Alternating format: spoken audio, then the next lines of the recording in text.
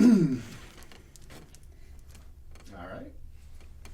Hey, welcome to Christina Speaks. I'm excited today to talk to Leradee from Leradee and the Positives, a local band here in Des Moines. Welcome, Leradee, and Michael, who is also a band member. So thank you guys for coming. Thank you. Thank you, Christina, for having us. So the first time I ever heard of your band was, I believe it was 2016 at the Warren Marlette Music Festival. The first year it was a festival at the Social Club, but I know you guys have been around longer than that. So how did you get started and when? We started about around 2012, and before then, a little story back in like how we kind of get into Des Moines music scenery. There was a group of guys that used to practice at the Culture Inc., which is about 6th Avenue, I believe, and Lawrence Inez, who just passed away last year, rest in power, wonderful bass player.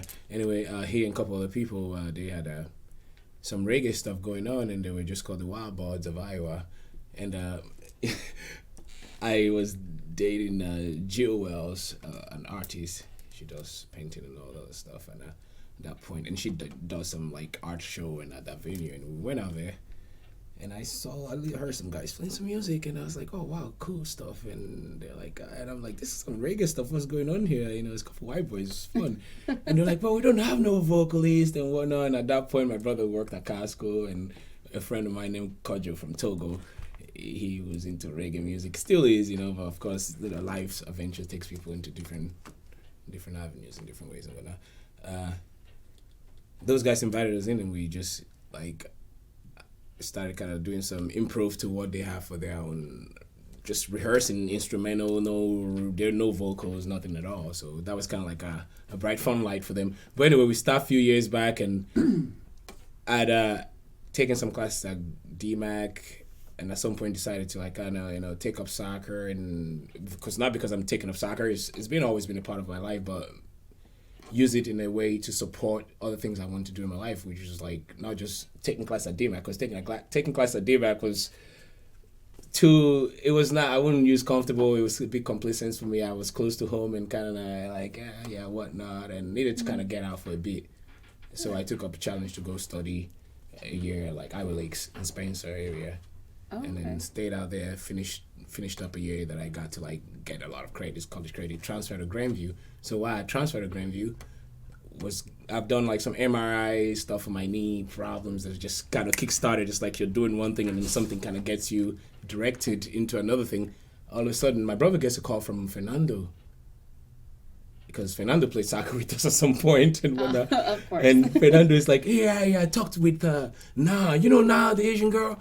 Yeah, she said, you and your brother Leradee do some Reagan stuff, and Kylie's like, yeah, I know I do, but you should talk to my brother, because he was very focused on this managerial stuff with Casca. Oh, he was busy, yeah. And he's like, yeah, Leradee is with the soccer stuff and still doing all that and still busy with it, whatever, get in touch with him. And Fernando got in touch with me and told me, hey, you know what, if you really want to do this, we could put together the right group to get that going for you. And that was like in 2012. 11 into 12. 12. The first 11, show the first show is actually 2012 May with Argonne, opening for Argonne in Vaudeville Muse. Yeah, or something like that. So your first show was at Vaudeville Muse? That's Vaudeville pretty Muse, good. opening for Argonne, a Grammy-nominated band. And you were there, remember all of us. Way back. Yeah, way back. So, yeah. And how did you come up with the name, The Positives? I was waiting to hear the story. I'm sure it's an interesting story. It was The Positives when I arrived. Yeah. We did like Fernando and us, like we just kept like first he goes, okay, so there's this show coming up also, if we need to put this group together if you really want to do this, and like he's like, we can do this, I'll book this stuff. Fernando has outlets, he can make things happen, really right, original. He's original community man, not just what he can actually make things happen beyond just what he makes happen for himself. Right. And if you're really doing it for yourself, honestly, you end up opening avenues for others as well. And that's what happens. Like, if you really, we can, put this, you have to learn 14 songs, I believe. Like, he's like, learn 14 songs and I'm like, oh man. And I'm like, you have literally having my MRI result is not out. actually 2 days after my surgery, I had to be on stage. I was on crutches on stage for that event. Wow. But yeah, we made it. Fernando actually pulled people together, and we rehearsed a couple times, and just made not even the full band. The first time we played full band is like I'm seeing a bunch of people I didn't even, and we trusted that we would learn, those people learn the songs and whatnot, show up, and besides the probably 4 people that rehearsed prior to that to that event. So that kind of gave us, it was a good event, went well, and of course you felt there's like, work that you got to do and whatnot, but the organ band members, they came up, and beyond just audience, the people that were in the audience, crowd, friends, and other people coming to say stuff, they actually came and gave certain compliments that kind of gave another boost. And of course what you're working with to a certain extent, but it's also good to like humbly be reminded, and if you really do take that from a humbling point, you would understand the value of the others, that wherever it may be coming from, either be it you need to step it up a little bit, but either this is kind of good, and you would take it as almost like it's a blessing in that sense, where you can have people interact with you in that sense. So we decided to keep going with it. Okay. Yeah. And so was it already Leradee and the Positives, or did you have another name at that point? We went with Leradee and the Positive because we, based on personality, vibes and personality, went more about it than anything, and we decided to just stick with it because we were like Leradee and the Positive vibes and all that. We're like, no, cut that, just simple Leradee and the Positives. Oh, okay. Yeah. Nice. Yeah. Makes sense. It kind of took us a long way for that, yeah. So did you both grow up in music, like learning instruments, playing, or how? Yeah, I have, as long as I can remember, probably 8, and I've had a lot of local guitar teachers that were incredible. Aaron Mostrovsky in the beginning, and my last guitar teacher was Rob Ancom, who is actually the lead guitarist in this band, so that's really full circle. And Leradees played with a who's who of Central Iowa people, and he's played with so many people, and he's been all over the scene. So many great musicians have played in this band through the years, almost 9-10 years now, where Rob Ancom and Mike Woods, some of the most recognizable people in Des Moines, the best there is, are in the band. And other people like Mike Floff, who's now in Slipknot, was his first or second keyboard player, and Cool. the first sax player, Roland, is in New York City, playing jazz, and tons of fabulous musicians like Ryan Mullen and Fernando Avega have been in the band at one time or another. But this the current lineup, we keep coming back to, and for a reason. So. Sure. And how many musicians do you have total in the band now? I would say six. 6? 6, yeah. Because there's like almost an available space or two that's always there, because depending on what show we're playing, Mm-hmm. and then we would go like, maybe we need an extra guitarist or whatnot, and yeah. Okay. And Depending are on you the the main Depends on the size of the show and on the venue and the venues size? and all that stuff. And are too. you always the main vocalist, or do you take turns? Are there other vocalists? I'm the main vocalist usually. Yeah. And do you also play an instrument? Well, besides my vocals, I tap on the djembe sometimes, but I like to reduce my concentration to the vocal at this point more so. And He's a closet drummer. He's a fabulous drummer, but he can't drum and sing at the same time. So he's got to be the front man. Yeah. No Phil Collins. No, it's fun, like No Sheila E. sometimes it's actually very. I think like it's not always good to make everything you enjoy a working point, because Sure. then you lose the point of appreciating what you do. And it's like, for instance, people's job. Everyone says, I would like to do a job that I love, and Well, you still love you it. don't It's want a to. good You don't job. want to, because you want to be careful saying that as much, because as much as we like to think that way, doing a job that you love, putting so much into it, if you really do love it, it will take challenges that will ask you that question over and over, and that same reason can actually make you not love that same job at all. Or Right. so, not saying don't do a job that you love, but we have to be careful sometimes how we want that. Maybe not doing things we always love. Not saying don't do what you don't love. Creates that space for so much more appreciation. So I like that drumming thing, for instance. I don't want to drum it. I don't want to drum seriously. Sure. I want to drum for fun, lay down an idea that we may use for what we want to use for recording when the real drummer that can actually execute it comes in. Sure. But having to invest, having to try to be like a drummer, sometimes, I can keep my flexibility and other things. So. Now, did you sing growing up? Was that something that you've always done your whole life? Yeah, I sang growing up, but then because I'm a very complex person and always stubborn personality, my own biggest critic, but and all that stuff, I kind of stepped away from singing, not because I felt like I didn't like singing, none of that. But going back from that, it started from children's choir in church.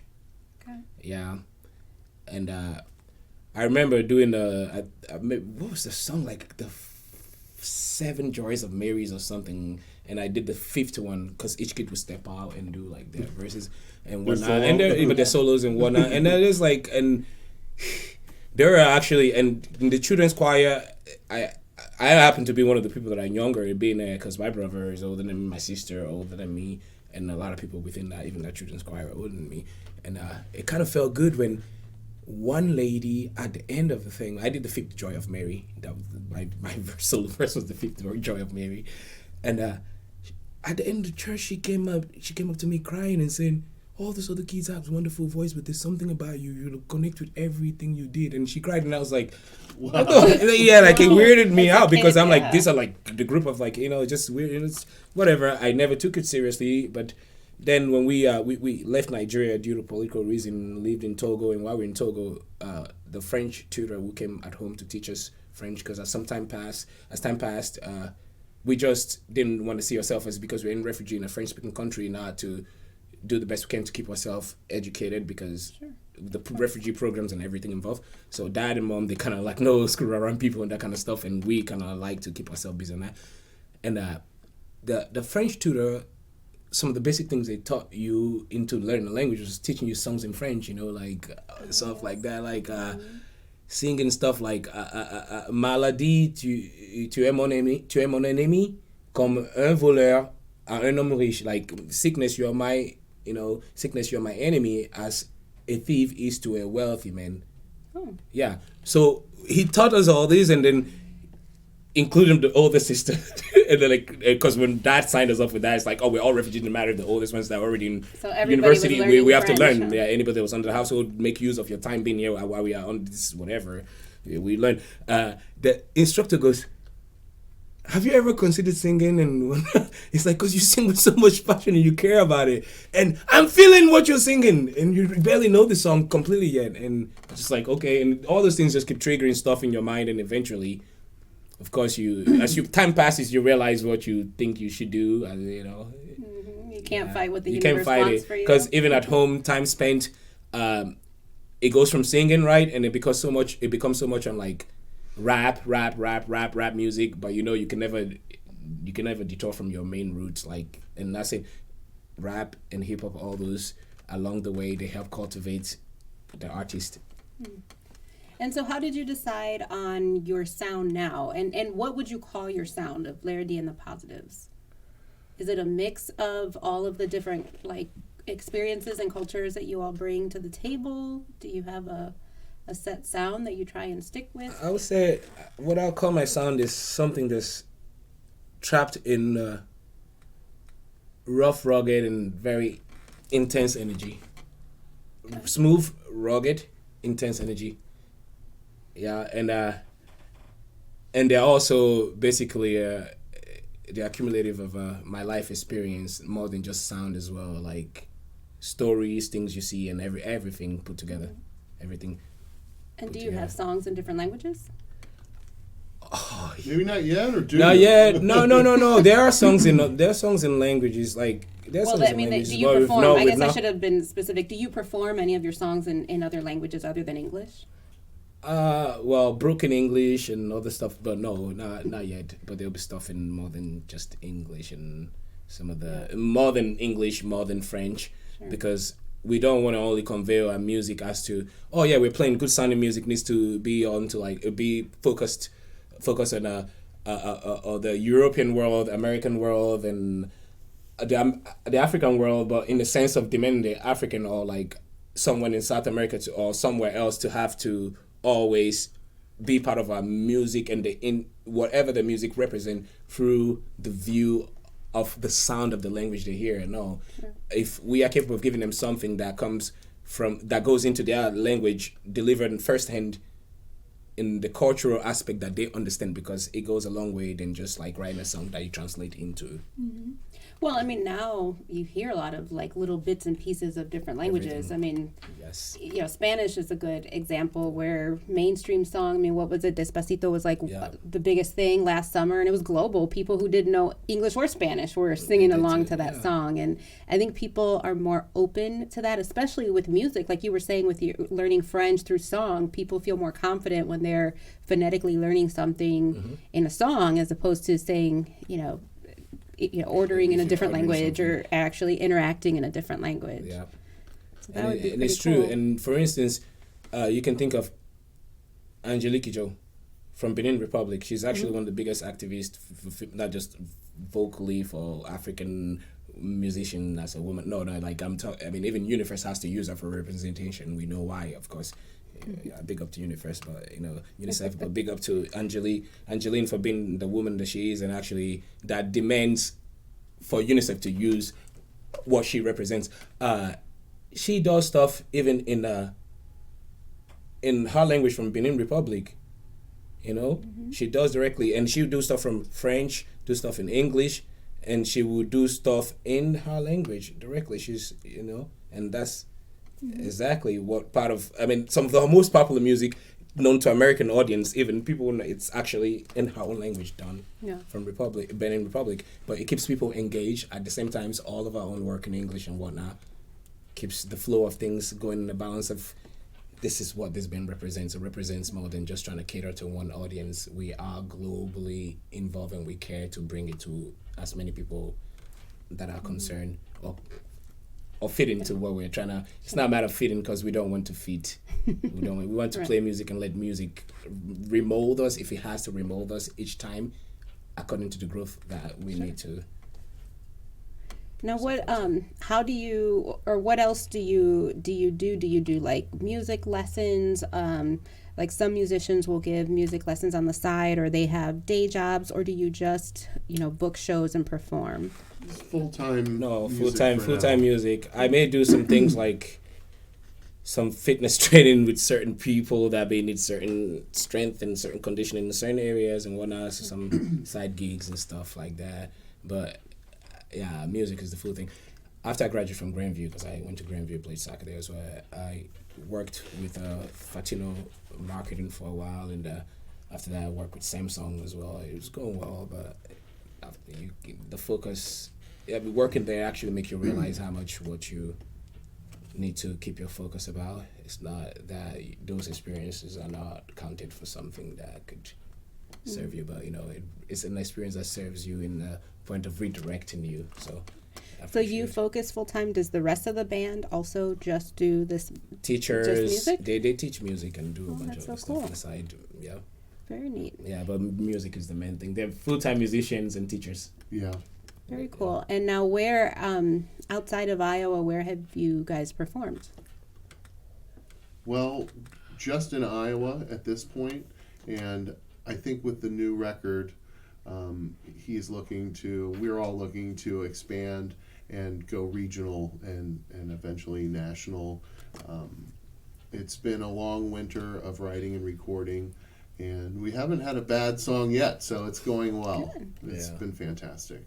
Awesome. So you have a new album that, is this your first album, your second, third, fifth? How many albums do you have? Your first. Congratulations. Thank you. And what is this one called? Well, the name's it's been undecided yet, because it's more like it's not gonna be anything far from defining who we are. Like more than you wouldn't be surprised to hear something like Us, the People, and Fire, because Us, the People, and Fire, as in the sense of that. We're not doing anything that's just based on just us. And if it's us, then it's not there. It's not there because if I step out of here right now, I'm going to interact with somebody that will provide me with good or bad experience, and each experience I'm provided with is making me as I go. So everything is us and the people. It's like the music, all of us, we're engaged in this. And the fire part is because Leradee and the positives, when we say Leradee and the positives, we are not saying, hey, we come and sing do, re, mi, sol, fa, la, ti, do, oh, the sun is shining and there's no problem in the world. No, actually, the point of the Leradee and the positives is because throughout the chaotic situation that we're all going through, we can still deal with the negative, but using the positive touch on it and uphold it. And that's where we are scourging. All right. Yes. And how many songs are on this album? What made the final cut? Well, we're still recording, and it'll be available this summer on vinyl and digital download. So we will have records available at the show, but we're at least halfway. We're at about 5 or 6, and I don't know how many songs are going to be on the finished product. But hoping for we'll know soon. 13. It's like Unlucky. little less 13 or 14 to 15. But All right. we'll use time accordingly, and Sure. and if as time passes, the point is to keep working on music. Time goes on. If we have to release 2-3 albums a year, we would do that. That's what we want to do. We don't want to That'd be we're not great. doing music for time just to like be cool and whatnot. Like get as much work as we need to get out to get it done. And so do you all write the music, or how does the writing of the songs go? Well, we do both. He and I, we like on the lyrical side of things, because usually I freestyle things, and based on some things that seems catchy, not just catchy, but of course a point that makes sense in tune, melody, and all that stuff. Then you go like, oh, okay, I want to make something out of this. So I write, I come up with what sounds like the hook or the chorus would be like, and then we start kind of like playing around with it. He does the musical playing around, and I hum what I'm thinking. Now on not only the vocal knife, I think that we just kind of work it out. He bounces the music off of me, but he does the lion's share. He'll write the lyrics and the melody, and a lot of times come up with the rhythm for the song. And we do get help from Jason Kapishke, the bass player.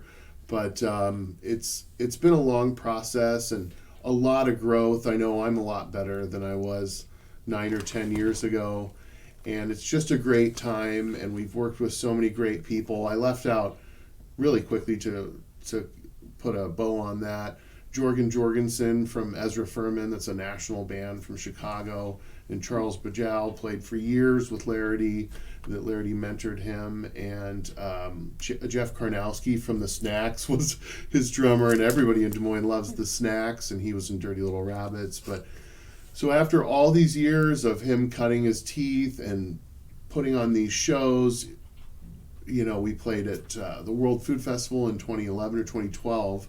I think it was 2013 for like 10,000 people. He's had tons of big shows downtown, and it's just time. It's a perfect time for him to do his album and stretch his wings and see what happens. Go big time. So Have some fun with it. Do you have a favorite event that you have done or that you do every year that you look forward to, or a favorite venue that you just like love to play at?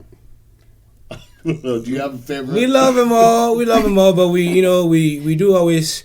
I'd actually say Gaslamp because Bob Marley's anniversary is always, and not just for that reason, but for what he signifies, and not just in reggae music, but also in music in general and in person.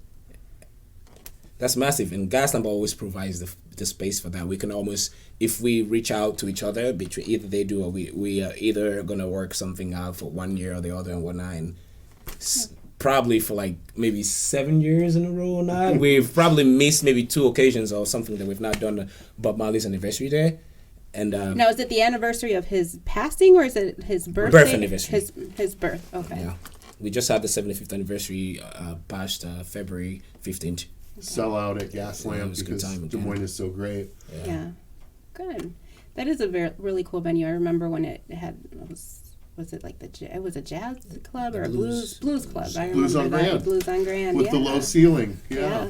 Yeah, it's a fun venue. And what about outdoor festivals? How are they different from playing in like a more intimate setting like Gaslamp, where but then you've got a big stage like World Food, Festival, or how is it different?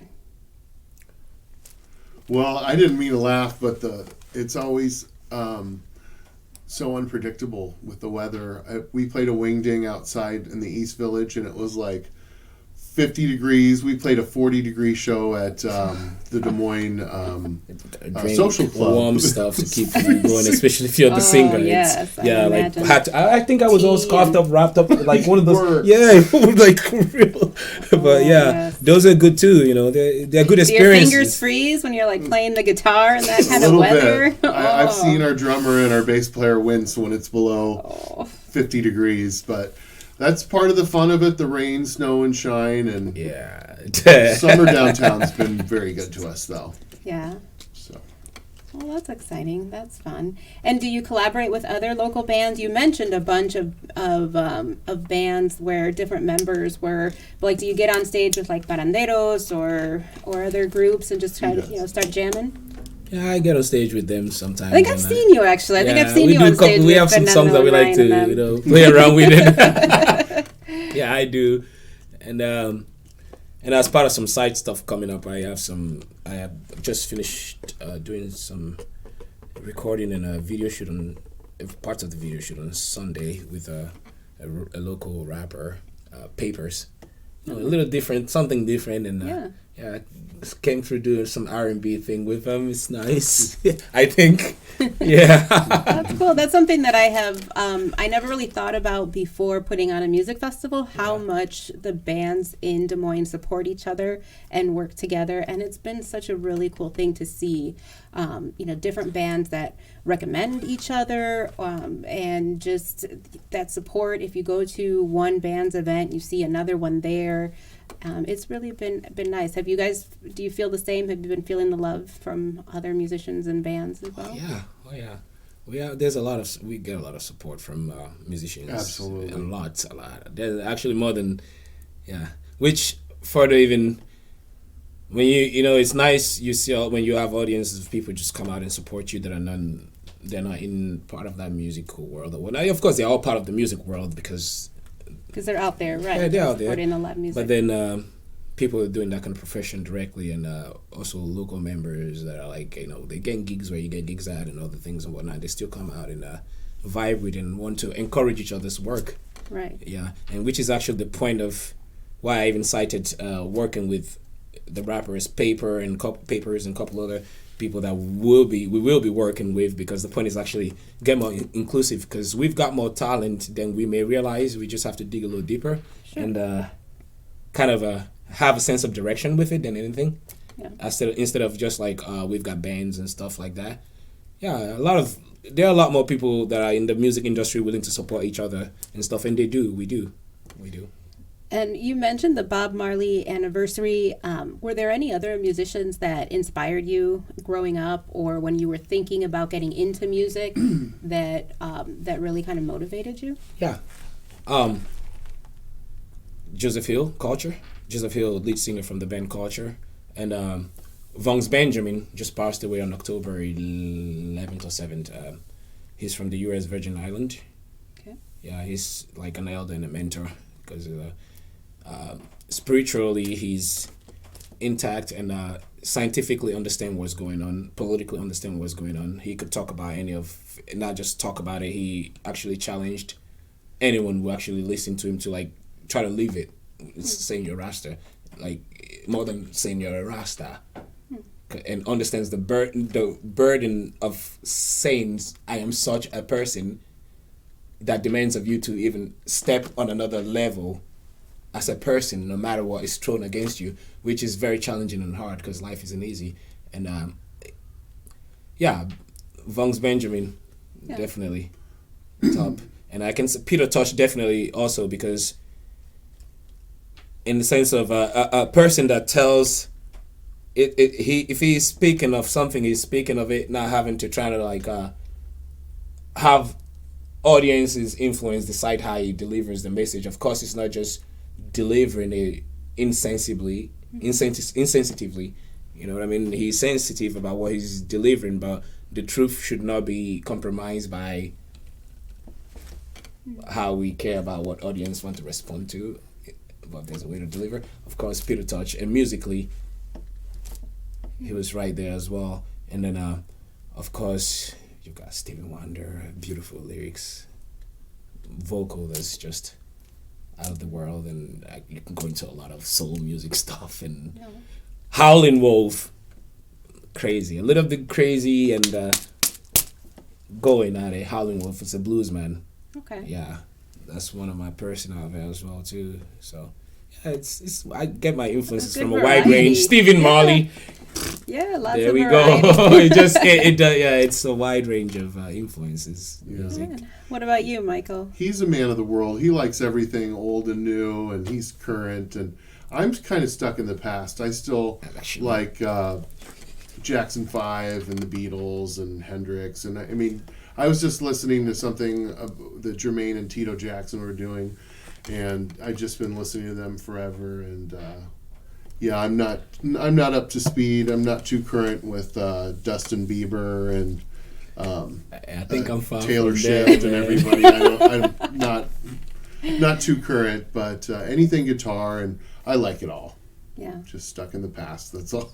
And not to forget, coming from roots, and only when I'm saying roots this time, I'm not saying roots reggae, because once you're a reggae artist, you say roots, everybody thinks that's just it. Coming from roots, Kofi Olomide from Central Africa, Congo. Okay. That's actually one of my biggest influence. Fela Kuti. I'm not familiar. He's from Nigeria. One of my biggest influence. He's political, revolutionary, and musically just in his own world, very much presence in his. He was Fela Kuti. Is that? Yeah.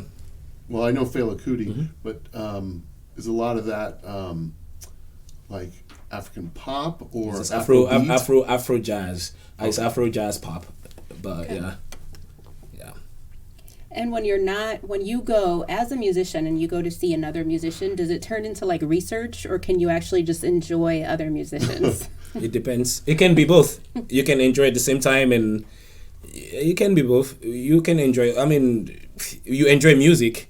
It's not a point of always going out there like who's doing something so much more and whatnot. Because at one point, one day you go out and actually somebody the stage and taking the stage is actually just a pure performer, and you just enjoy that pure and raw performance. The entertainment. Just that, Yeah. and somebody plays the guitar so well and their vocal is all right and their guitar is just as great. You don't always have to be all of it, because it's a lot of things to enjoy about it, but at the same time we're not just go out because it's a band, just champion everybody. No, what we do is we clap and encourage for the courage of taking the stage, because no matter who you are, no matter what you're doing, it doesn't just take anybody to like feel like they're gonna present what they have to present to.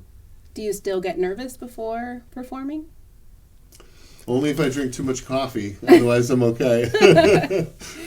Yeah, so you feel at home already on the stage and behind a mic, and This guy's a natural. I'm He nervous loves it. all the time. I'm You're nervous all the time. I'm nervous all the time, and it's fine. I own it, so it's fun. yeah. Yeah, and you got to come. You have to use it because it's something just much deeper than the nerve, and it's not like you're not doing your preparations and whatnot. So you don't let that nerve become like a downward nerve. It's like, Just let it well, be. kind of I'm your really actually adrenaline. getting excited about this, but because based on how excited I am, I have to manage what I'm about to go do, because I really do love this, and that alone builds its own pressure, but it's not a bad pressure if you work and figure yourself out. Because the thing is, actually, most things in life, it's about knowing and take away the fear so you can see how you go about it. But I the same thing in soccer. I've been playing soccer for a while, and I don't get nervous going to the field, but in the sense of nervous, but you convert like what the pressure is about into how you do things. Manifestation, science point, I don't know. But yeah. Now, you mentioned you're from Nigeria originally. Correct. And Michael, where are you from? I'm from Des Moines, born and bred, Mercy Hospital. So probably 8 pounds, Proper way. 5 ounces, I think. Nice. And I went to Des Moines schools. I went to parochial and public schools. So, Callahan and Roosevelt and Dowling, and so I've been around the block in Hoover in Huskies, Des Moines yes, let's go. The rivalry. Hey, if you're gonna be saying Roosevelt stuff and me being a senior and not saying anything about the Huskies, all my Huskies members will not appreciate such. And they know I'm sitting next to a Roosevelt, A writer. Darling writer, and all And that. Yeah. I did go to Berkeley College of Music for 1 year, but I was also educated at Des Moines Central Campus and Des Moines Ankeny, so a lot of Des Moines roots. And I don't know how old this guy was when he got here, but Man, high school age? I got here at 14 of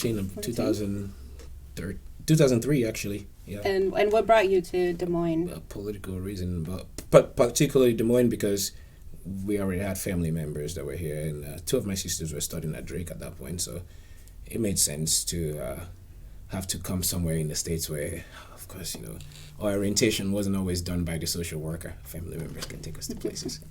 Yeah. And do you see yourself moving or taking your? Do you feel like you want to stay here with your music and just tour, or do you feel like you want to try living in a bigger city where there's more music opportunities? What does the future look like? The future looks like music, in the sense of because 17 years. I'm going to be 17 years in Des Moines this year, and Des Moines is home already. I was home, so at some point, I'm gonna be bound to work as much as I can to get myself busy with music and non-music related stuff that actually allows me to refocus on music more so, no matter where it takes me. But Des Moines is home, so it's the center, it's the base.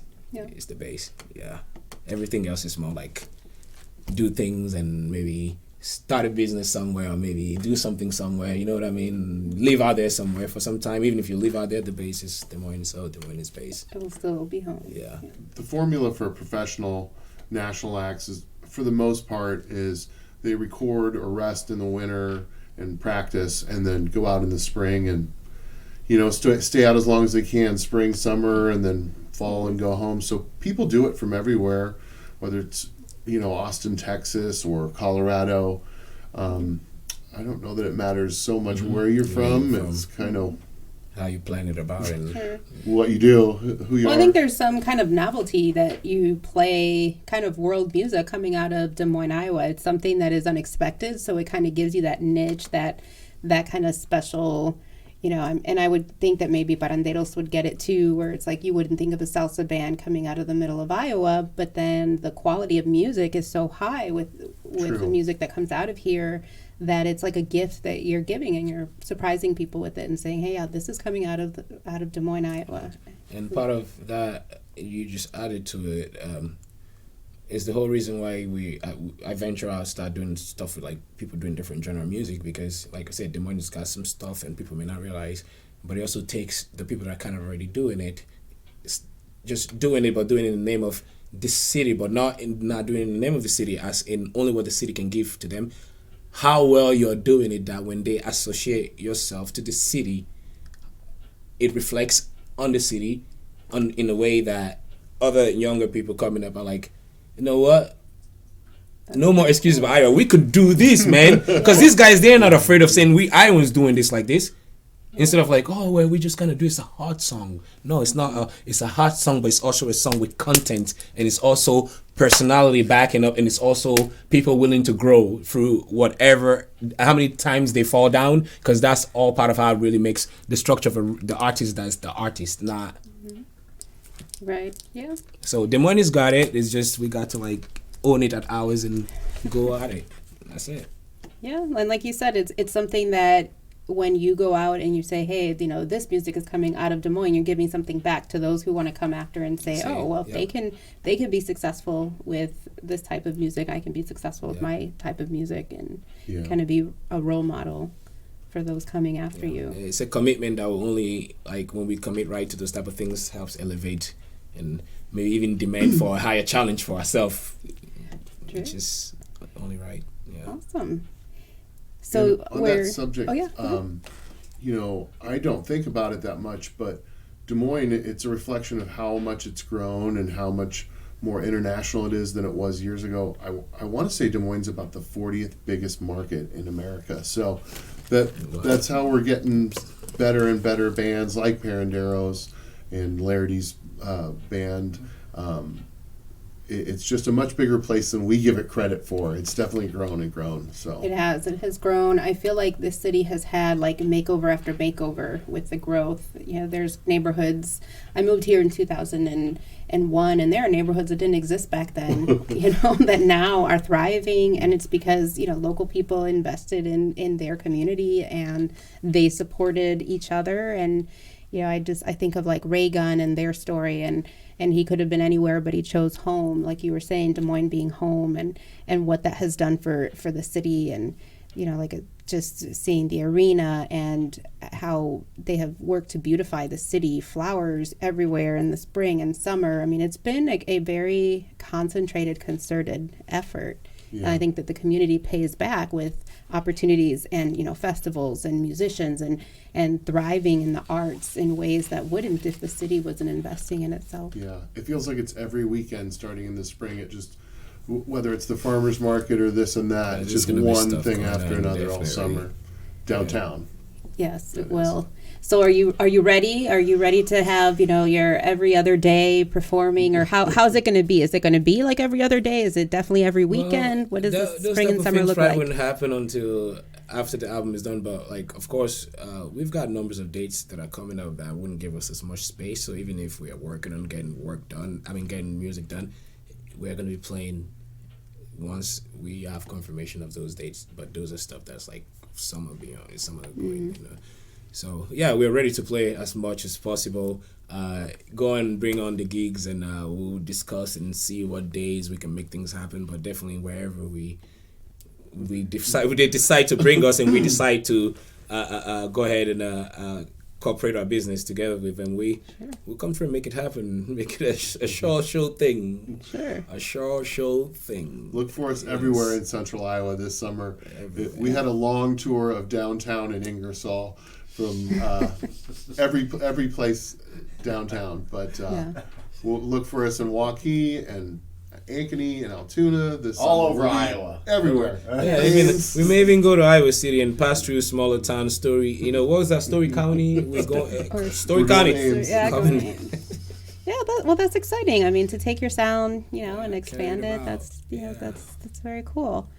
So speaking of places, so with Des Moines being home, what are your 5 favorite things about living in Des Moines?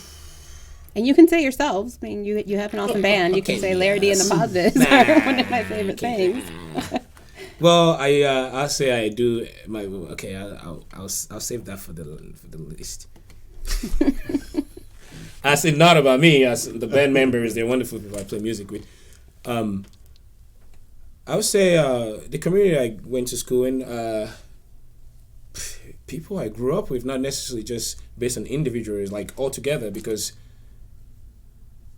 it shaped you. It gave you another opportunities like that. Is the community I grew up in America firsthand. As to like when I was in Togo, the neighborhood I grew up in Togo, it gave me the education that I got in its own way. So I would say around Douglas Woods by the former Plaza Lanes trophies and whatnot. Oh, yeah? That area. And big up to Hoover High School, things proper.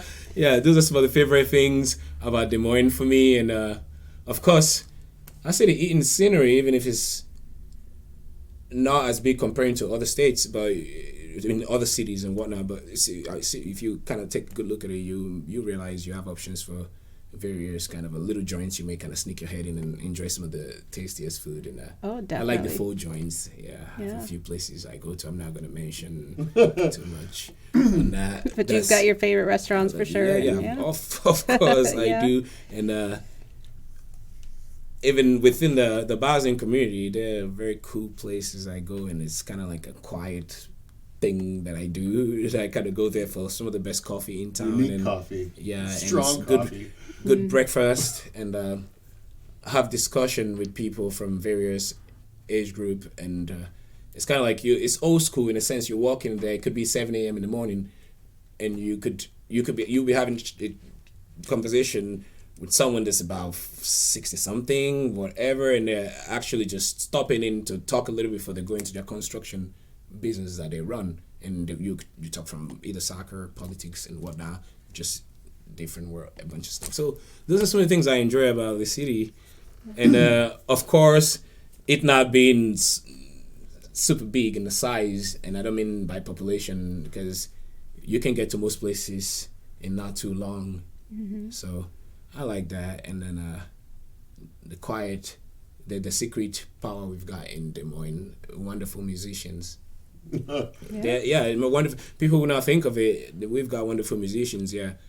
We've got wonderful musicians. You just got to kind of think of how you want to work yourself and what you are, and then you'll be able to find maybe the right components to fit what you're trying to do. Very cool. Yeah. Thank you. And you, Michael? Oh boy, I'd have to say the seasons. Having the winter and summer, that's great. Not everybody enjoys that. The parks are great. I'm not too huge on the bike trail. I need to get out there more. But Gateway Park and all the parks in Des Moines are fantastic. The art center's pretty amazing. And I love the East Village. I'd also have to say the food. I'm sure we're a little biased, but whether it's Tasty Tacos or Manhattan Deli, we have so many gems. Mi Patria is fantastic. Yes. I like it all. So a bit of a foodie. Yeah. Just foodie a bit here as well. Everything Des Moines. Well, as we wrap it up, I want to give you an opportunity to tell us what's coming up. What can we expect? So you said a bunch of shows to look for you in Central Iowa. Are there any specific ones that people should be aware of if they want to come out and check you out live and hear some of your new music? No. Not yet? No, we don't want to say that yet. Well, we don't want to, no date given. We don't want to say that. We want to. We will keep them engaged, and we will have a lot of dates released. And stay tuned. All right. And where would we tune in? Do you have a website, a Facebook page? What's your Instagram handle? Where would people find out where you're going to play?